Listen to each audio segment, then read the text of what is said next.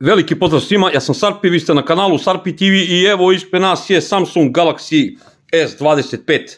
Moram da se pohvalim, za dlaku sam prešišao mog prijatelja Samotehniku i želim da se zahvalim mom prijatelju SZ Mobileu koji mi je nabavio ovaj telefon. I pre nego što počnemo, želim da vas pozovem, lupite like, komentarišite nešto, podelite ovaj video, tako pomožete rad moga kanala. Da ostanem jedinstven i originalan kao što sam i do sada. Ko je po prvi put na ovom kanalu, ovaj video nije sponzorisan kao ni jedan drugi. Ovaj telefon sam kupio za svoj novac, za svoju dušu i za sve vas ljubitelje telefona. Vi koji pratite ovaj kanal znate da već duže vreme sam bukvalno Samsung sektaš. Dugo vremena sam koristio Samsung S22 Plus, posle toga sam koristio Samsung S23, onda kasnije sam prešao na Samsung S24 i evo sad je na red došao i Samsung S25. Mene čisto zanima da li se isplati preći s jednog na drugi. Ja znam u startu da se ne isplati, ali pošto sam ja visoko demonizovan čovjek kao i dosta nas, napravit ću sada kratki unboxing ovog telefona, dati svoje neke prve utiske o ovom telefonu i narednih par dana dušu vadim o ovom telefonu, tako da ćemo da radimo najrealniju moguću recenziju ovog modela. Evo, kao što vidite, kutije se razlikuju, identične su po veličini. Ovo je moj S24 je iz Koreje, a ovo je iz Indije, znači poslala braća iz New Delhija, poslali moji, znaš ti dobro koji. Sad, sklonit ćemo ovdje trenutno sa strane ovu kutiju, evo ga moj Samsung S24, pa ćemo čisto da uporedimo imali neke razlike. Ovako na prvi pogled kažu sve isto, ajde da vidimo da li je sve isto. Ne treba mi čakija zato što je kod Samsunga to ovako kulturica, samo imamo ove stikere da odlepimo. Inače ovaj model je 12512, onaj najjači mogući, tako da ajmo da vidimo šta ima u ovoj kutiji, pošto već znamo da u ovoj kutiji nema ništa i da su svi živi proizvođači krenuli ovom logikom koju je pokrenuo iPhone. Ali mnogi kažu nije bitno kad ja kritikujem neke kineske telefone kada kupim pa kažem nema maska, zato što moram da naručim iz Kine i da čekam određeno vreme, a hvala Bogu, evo u Srbiji ja sam kupio maskicu silikonsku i kaljano staklo, a još se zvanično nije pojavio u prodaji, tako da svaka čast za Samsung. Inače imao sam dilemu da li da kupim OnePlus 13, za sad odlučio sam za Samsung baš iz tih razloga, zato što je OnePlus 13 M skuplji telefon, M nema maskicu, tako da ja stvarno ne mogu da čekam mjesec dana ili 15 dana, ne znam koliko da mi stigne maskica iz Kine, da rizikujem da polomim telefon 1000 evra koji ovdje zvanično nije na ovom našem tržištu, tako da dok ne nađem nešto povoljnije ostaću na Samsungu što se tiče privatnog. Evo, kabel klasika, ono USB Type-C na USB Type-C, papirići, iglice za vađenje sima, znači to je to. Evo pogledajte, i ja sam se iznenadio kakva je boja, piše Navy, znači to je ova tamno plava. Ajmo da izvodimo telefon iz ove kutije, kutija je poprilično onako lepa. Evo pogledajte kako lepo izgleda ta boja, evo pogledajte tu razliku, kažu isto. Probat ćemo poslije maskice da vidimo da li baš liči, ali nije baš isto. Ovako, pogledajte oko kamere, ovo je skroz crno, a ovdje ima malo i sivog. Ajmo da skinemo i ovu foliju sa ovog displeja, da upalimo telefon da vidimo ima li života u njemu, pa ćemo da spojimo i prebacujemo podatke. Da li držim pravo dugme, držim, a ništa se ne dešava, evo tek sad pali se, evo ovako da pogledamo dok se telefon pali. Pogledajte dole, ovo je identično ovako u ruci, ja mislim da su potpuno isti telefoni. Evo pogledajte i sa strane i sa ove strane. Sad ću možda probam i ovu staru maskicu. Evo je maskica ovdje S24, da vidim da mu prija. Pazi, leglo je ko dupe na nošu. Kao što vidite, nisam morao ni da kupujem novu maskicu, ali dobro, ova je požutala i ružna.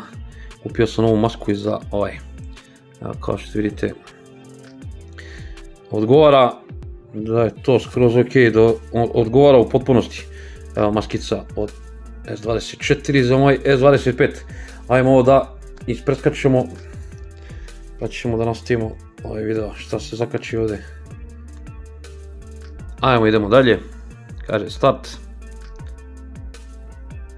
Pa ću ja da nađem ovdje Srbiju. Pardon, prvo jezik, navika je engleski. Tražimo, ajde da prihvatimo ovo sve. Sada ćemo da povežemo stari sa ovim novim telefonom i imamo ovdje opciju šta kaže Galaxy ili neki Android drugi. Znači idemo ovu prvu opciju, ovo je za iPhone, a ovo je manualno da podešavamo, idemo ovako automatski, on će da da sad QR kod, sad ću da upalim ovdje na S24 ovaj QR kod skener na trenutak, samo da ga nađem. Evo ovako, skenirat ćemo to, open link, sad će da se povežu, samo moram da verifikujem da sam to ja, pa ćemo da nastavimo. Evo, verifikovao sam, ubacio sam svoj PIN sa ovog starog telefona, sad će to neko vreme nešto onda traži da se povezuje, pa ćemo da nastavimo isto. Sad traži da se restartuje telefon, ne znam zašto, ali tako traži, ajde da mu damo. Evo ga, telefon se restartovao i tražio mi ponovo da ukucam ovaj stari PIN sa ovog telefona, pa da vidimo šta će dalje biti. Ranije mi to nije tražilo, ali evo, ja vam pokazujem šta je to novo. Pošto imam dva YouTube kanala i dva YouTube naloga, na starom sam morao samo da potvrdim da sam to ja, sigurnosti radi. Evo da vidite šta mi je sad izašlo. Evo sad, on hoće da se konektuje na mobilnu mrežu, mogu da transferujem SIM iz ovog da izvadim, prebacim ovdje, mogu da skeniram QR kod, vjerojatno i SIM da prebacim, to jest e-SIM. Ja ću to kasnije da podesim, znači kliknut ću ovo zadnje, kasnije u podešavanjima.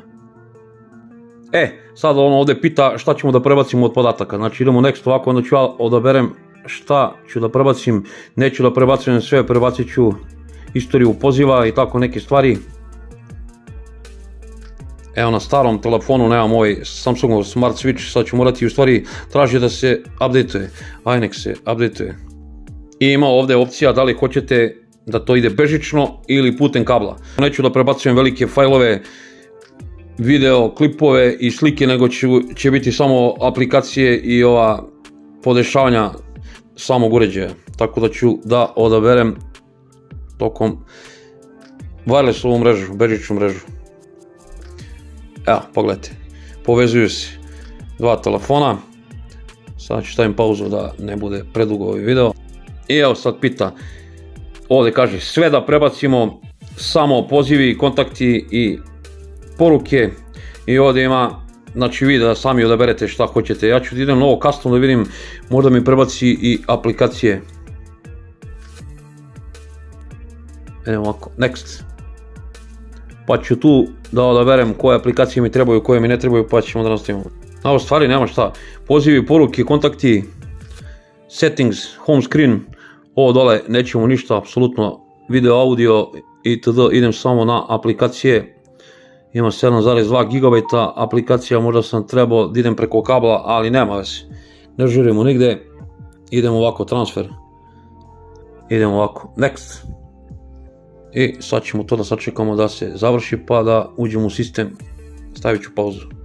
Evo polako završavamo, kaže šta ima novo, to ću kasnije da pogledam. Sad ćemo da odemo na home screen, ovdje pokazuje da svašta nešto ima novo. Evo pogledajte, transfer još traje, instaliraju se aplikacije, znači pogledajte, još te aplikacije koje su na ovom telefonu još nisu instalirane, zato su ovako sive. Evo čisto ovako da bacimo pogled kako izgleda Android 15 na ovom telefonu. Pogledajte kontrolni centar.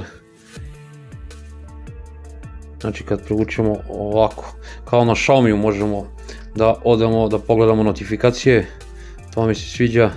Ovako sa pola ekrana spuštamo notifikacije sa leve strane, sa desne strane i notifikacije. Ali malo je zanimljivo, Na trenutak sam se zbunio zato što kada spuštam ovako sa pola ekrana spuštaju se notifikacije, a onda moram da uradim ovako, da dođem na kontrolni centar. Znači nije kao ranije da odmah ovako spustim kontrolni centar, nego jednostavno moram ovako, ali vidjet ćemo, možda se to nešto zbunio ili je to promenjeno. Ali te neke stvari ćemo da ostavimo za recenziju. Ajmo čisto da vidimo unutra kako to izgleda. Da li ima neko ažuriranje u međuvremenu? Kao što vidite nema. One UI 7.0, Android 15 je u njemu. Da vidimo ovako, ima neke razlike na prvi pogled. Deluje da je to sve isto, ali ostavimo nešto za recenziju ovog telefona. Evo, ostalo je još jako malo da se prebaci podataka, 6 minuta, 7, evo, tačno 7 minuta je ovo trajalo, dan, znači ovo je završeno. Samo ovdje još da on to organizuje i da završi to, pa čisto ovako da bacimo pogled. U stvari možemo već sad. Evo da pogledamo bezeli, mene zanimaju bezeli. Pogledajte. Bezeli i na jednom i na drugom telefonu. Pa ja ne vidim nikakvu razliku. Meni je to isto. Znači evo. Ovdje sa pola ekrana gledamo notifikacije i kontrolni centar. Ovdje sa pola ekrana spuštamo samo notifikacije. Znači kontrolni centar moramo da prevučemo ovako. Znači to je na prvi pogled razlika. Ja ću vrlo brzo da pogledam te razlike između One UI 7.0 i ovog starijeg. Nažalost, Samsung kasni sa Androidom 15 na ovim starim S, a i ovim drugim, što je sramotno. Znači, pregazili su ga tu i kineski proizvođači. Tu sam jako ljut na Samsung, ali pošto sam ga uzeo da ga koristim kao svoj primarni, prebacit ću sve, sad ću, čim on završi, da prebacim svoje kartice, uporedo ću koristiti ovo dva telefona, tako da ću, kada budem radio recenziju i da dam neko poređenje ova dva modela, ljudi, vi slobodno meni pišete dole u komentarima šta želite da vam ja pokažem. AI ću vam pokazati, ja sam negdje video da bi trebao da imam i u ovom podešavanju, da imam ono Gemini Advance aplikaciju, ona koja se plaća AI, znači oko 2500 dinara se plaća. Mislim da bi trebao pola godine, koliko sam razumio, da dobijem Gemini Advance koja može da generiše slike i video zapise, tako da ćemo to ostaviti sve za recenziju, a vi slobodno dole napišite šta želite da vam ja pokažem, to što već niste vidjeli i što nećete vidjeti kod ovih plaćenih YouTube kanala. Da ne davimo više, vidimo se u realnoj recenziji ovog telefona i u live-u u nedelju i puno pozdrava za sve studente i sve mlade ljude u Srbiji. Ljubi vas, brat.